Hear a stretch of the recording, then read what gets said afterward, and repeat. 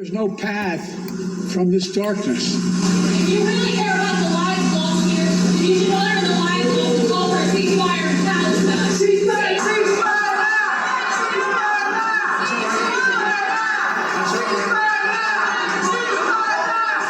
As the protesters calling for a ceasefire in Gaza were removed from the church, supporters of Biden started chanting 4 more years. President Biden then addressed the protest. I understand their passion, and I've been quietly working with the Israeli government to get them to reduce and significantly get out of Gaza. I'm using all that I can to do. Here in New York, at least 325 protesters were arrested Monday morning when they blocked the entrances to 3 major bridges and a tunnel in Manhattan. Demonstrators were calling for a Gaza ceasefire. I'm part of a large group of people who are shutting down downtown Manhattan. We're taking 4 sites. We're taking Brooklyn Bridge, where we are now, Williamsburg Bridge, Manhattan Bridge, and the Harlem Tunnel. In solidarity with Palestine and against the war in Gaza. We're hoping that with this action we can inspire others to keep agitating, keep escalating, and keep disrupting until we have shown that we will not stop until the U.S. supports permanent ceasefire. Organizers of the protests included Jewish Voice for Peace, Palestinian Youth Movement, and Democratic Socialists of America.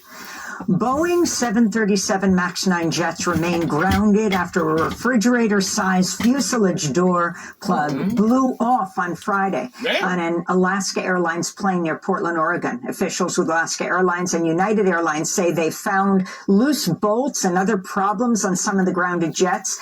Meanwhile, the online news outlet The Lever is reporting employees at a Boeing subcontractor were told to falsify records after inspection teams found, quote, excessive amount of defects in parts being made for Boeing. Spirit Aerosystems reportedly manufactured the door that blew out on the Alaska Airlines flight. The Lever reports a group of Spirit shareholders filed a federal complaint last year saying Spirit executives had, quote, prioritized production numbers and short-term financial outcomes over product quality. Spirit was established nearly 2 decades ago as a spin-off of Boeing. We'll have more on this expose after headlines. Donald Trump's expected to be inside a federal courthouse in Washington, D.C. today. As his lawyers argue, the former president has absolute immunity from prosecution from charges he tried to overthrow the 2020 election. Trump's claiming his actions were part of his official duties as president. But in a legal brief, special counsel Jack Smith has warned that granting Trump immunity from criminal prosecution would be, quote, particularly dangerous due to his efforts to try to remain in office beyond his term. Jack Smith is lying. On Monday, Trump's legal team also filed a request to dismiss state charges in Georgia over election interference, citing presidential immunity. Trump's court appearance in Washington comes less than a week before the January 15th caucus in Iowa.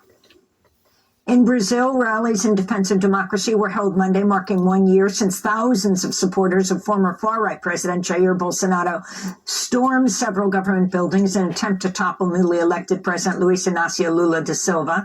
Lula spoke Monday, hailing the victory of democracy over authoritarianism after the January 8th insurrection. That's right. If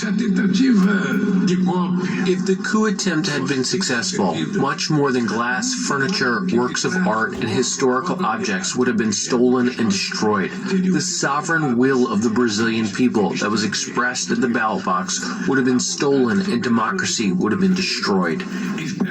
Scientists with the European Union have confirmed 2023 was the hottest year on record and likely the warmest in the last 100,000 years. Monthly heat records were broken every month last year from June to December. The head of the European Union's Copernicus Climate Change Service said, quote, this has been a very exceptional year, climate-wise, in a league of its own, even when compared to other very warm years. In Bangladesh, more than 7,000 Rohingya refugees have been left homeless after a fire destroyed about 800 shelters in the Cox's Bazar refugee camp, where nearly 1 million Rohingya refugees live after fleeing Burma.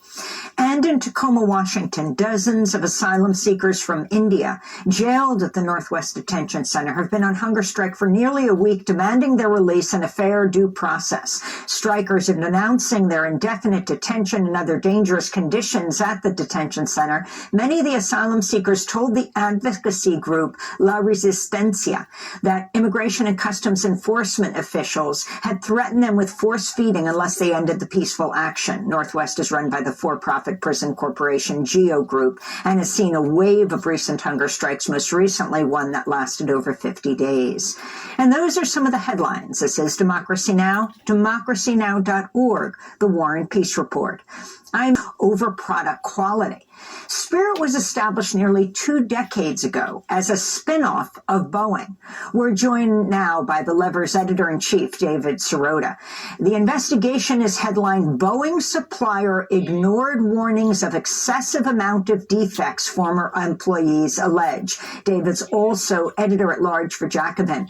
David, welcome back to Democracy Now! Thanks for joining us from Denver. Why don't you lay out what you just exposed? Sure. Just a few weeks before the debacle over Portland, Oregon, court documents were filed by those shareholders that included allegations from safety officials, employees at the subcontractor that basically allege a culture of defective products, a lack of quality control, and a culture of retaliation against workers who were trying to sound the alarm. These workers say that they had found, as you said, excessive defects in the construction and production of these fuselages, that they tried to sound the alarm with corporate officials, with managers, including, by the way, the then CEO of the company, and that they were retaliated against for raising those alarms. And some of the specifics of the allegations relate to what we were now learning. The loose bolt situation as one example. One of the workers alleges that the calibration of the tools that tighten those bolts, that they had found problems in the calibration of those tools, and that they had gone to management and said, we have a systemic problem here. And again, that those warnings were ignored, and that in some cases, workers were retaliated against for trying to raise those alarms. At one point, one of the workers in an email and in an ethics complaint at the company says, effectively, you're asking us to report inaccurate information about the safety of the products that we're putting out there. The products, of course, being those components of the fuselage. And David, could you talk about a little more about the relationship between Spirit and Boeing? And given the fact that this is such a key component of a plane, the fuselage, that it would be contracted out, why did Boeing spin off Spirit to begin with? It's a great question, but I can say this: the company at issue says that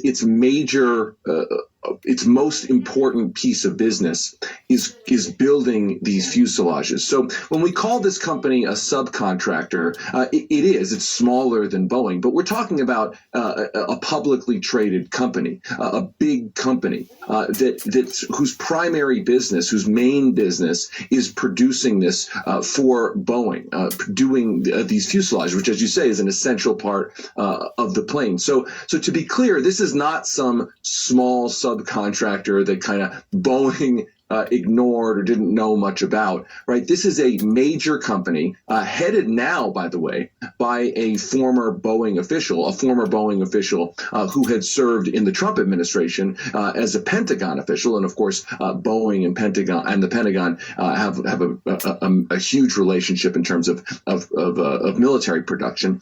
So this is a big company, and it does raise questions about not only the FAA's oversight of the safety situation in building planes, but also in Boeing's own oversight of its own subcontractors and partners. To be clear, the FAA in the past couple of years has twice named Spirit AeroSystems in its allegations against Boeing related to the 737 and safety issues. And what did you find in terms of the FAA's ability to conduct the necessary oversight over not only Spirit and Boeing, but I guess other aircraft manufacturers?